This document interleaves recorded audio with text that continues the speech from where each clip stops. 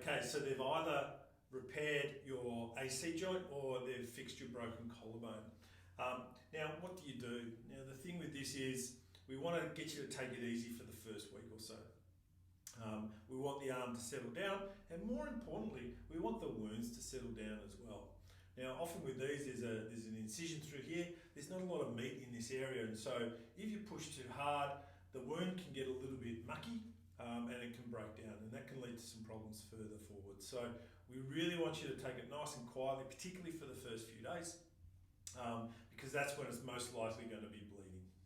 Now, in terms of movement, I'm happy you'll be able to move your hand, you'll be able to move your palm up and down, and you'll be able to bend and straighten your elbow. So you'll be able to type, you'll be able to eat, you'll be able to dress yourself in here. What I don't want you to do at this point in time is to lift your arm by itself or to rotate the arm too much by itself. It's going to put a lot of pressure back up on here, and we really want that to settle down in the first week or so until you have your review. Now, we've gone through some exercises that you can do over the next couple of weeks until you have your appointment with your surgeon. So I want you to chip away at those as you feel comfortable. So don't force them if you're sore.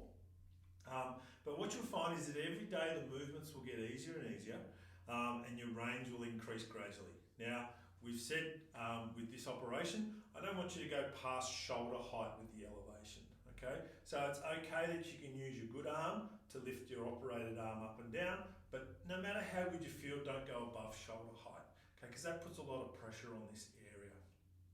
Now, in terms of day-to-day sort of stuff, for sleeping, if you put a little towel roll under your elbow, a little cushion, it stops the arm from dropping back, which can be a really uncomfortable position for you to sort of adopt when you're in bed. And that's why you often wake up with some pain in your arm overnight.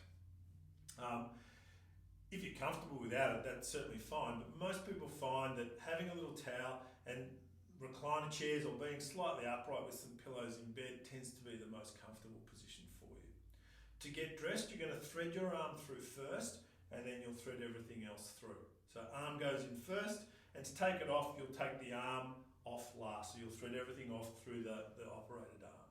And to wash under your arm, if you just lean forward, you'll be able to bend in under there and get in under the arm.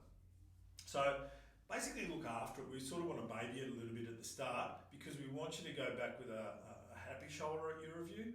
If you push things too soon, you can cause things to fall apart, or probably more likely, it's going to be really sore and irritable, which then makes your rehab much slower.